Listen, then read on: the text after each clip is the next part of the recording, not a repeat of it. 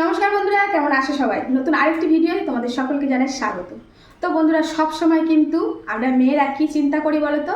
স্বামী সন্তান কি খাবে, তাদের কোনটা পছন্দ, আমরা কিন্তু সেইটাই করি, তাই না? তো আজকে আমি চিন্তা করেছি, আজকে ওদের চিন্তা করব না।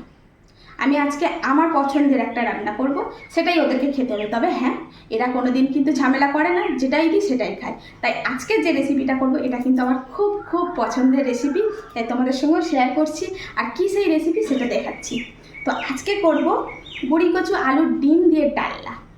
এত দুর্দান্ত খেতে লাগে। আর এটা কিন্তু সব থেকে বেশি ভালো লাগে বন্ধুরা হাঁসের ডিম দিয়ে। তবে হ্যাঁ, হাঁসের ডিম এখন পাইনি, আমি কিন্তু মুরগির ডিমই নিয়েছি। তো এখানে 3টে ডিম, যেহেতু আমরা 3টে লোক তাই 3টে ডিমই নিয়েছি। আর এখানে বেশ খানিকটা গুঁড়ি কচু, অনেকে মুখি কচুও বলে, অনেকে গাঠি কচুও বলে। তো সেই কচু এখানে কেটে নিয়েছি একটু বড় বড় করে, আর একটু বড় বড় করে আলু কেটে নিয়েছি। তো এই দিয়েই হবে আজকের রেসিপি। তো চলো রেসিপিতে চলে যাওয়া যাক।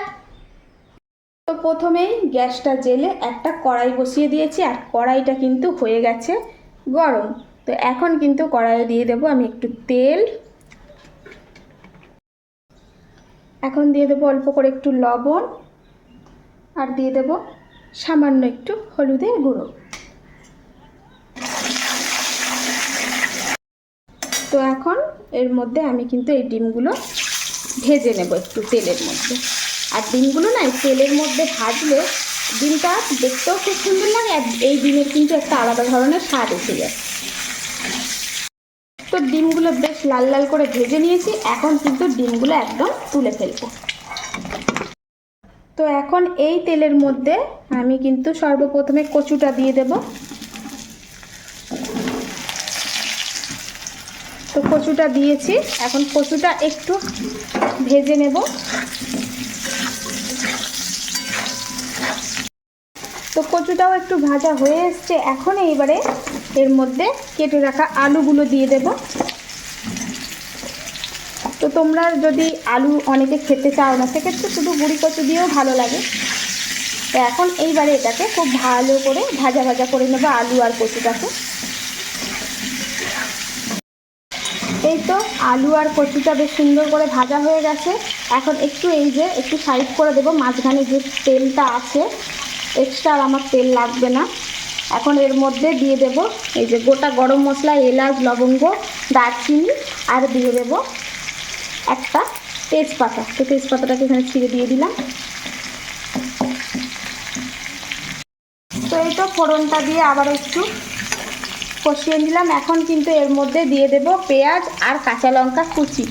তো এখন এটা দিয়ে দিলাম।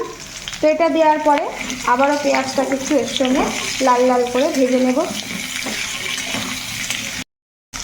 তো পেঁয়াজটা দেওয়ার পরে বেশ ভালো করে পেঁয়াজটা এর সঙ্গে একসঙ্গে কষিয়ে নিয়েছি, পেঁয়াজটাও হয়ে গেছে লাল।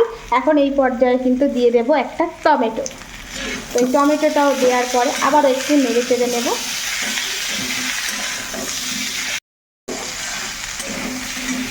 তো এখন এর মধ্যে দিয়ে দেব সমস্ত ধরনের মশলা। তো প্রথমেই দিয়ে দেব 1 চামচ আদা রসুন বাটা,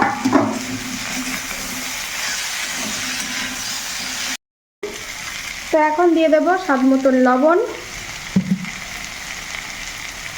দিয়ে দেব 1 চামচ মতন হলুদ গুঁড়ো, দিয়ে দেব 1 চামচ লঙ্কার গুঁড়ো, দিয়ে দেবো 1 চামচ জিরের গুঁড়ো। তো এখন এইবারে এই মশলাগুলো একসঙ্গে বেশ ভালো করে কষাবো যতক্ষণ না তেল ছেড়ে আসে। এই তো বেশ সুন্দর করে কষিয়ে নিয়েছি, টমেটোও গলে গেছে আর মশলাগুলো বেশ ভালো করে কষানো হয়ে গেছে, তেল ছেড়ে এসছে। এখন এই পর্যায়ে কিন্তু আমি দিয়ে দেবো এখানে গরম জল।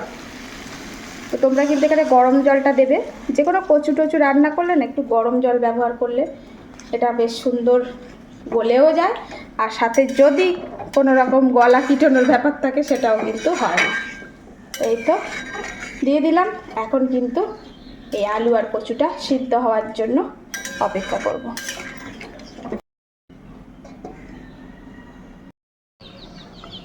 তো 5 মিনিটের মতন ঢেকে দিয়েছিলাম, এখন দেখব কি অবস্থা। তো একদম পুরো সিদ্ধ হয়ে গেছে, আলু কচু সব একদম সুন্দরভাবে গলে গেছে। তো এখন এই পর্যায়ে কিন্তু এই যে ভাজা ডিমগুলো এখন এর মধ্যে দিয়ে দেব।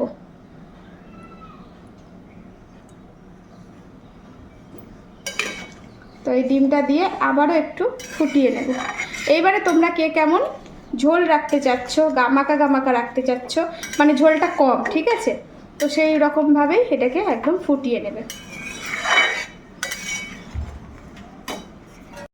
তো একদম কিন্তু তরকারি শেষ পর্যায়ে। তো এই শেষের দিকে আমি কিন্তু একটু ঘরের তৈরি গরম মশলা দিয়ে দেবো। এর মধ্যে এলাচ, লং, দারচিনি, অল্প একটু ধনে আর জিরে একসঙ্গে রোস্ট করে গুঁড়ো করে রাখি। তো এইটাই দিয়ে দিলাম। তো একদম রেডি তরকারি। তো এখন হচ্ছে এটা বন্ধ করে দেব।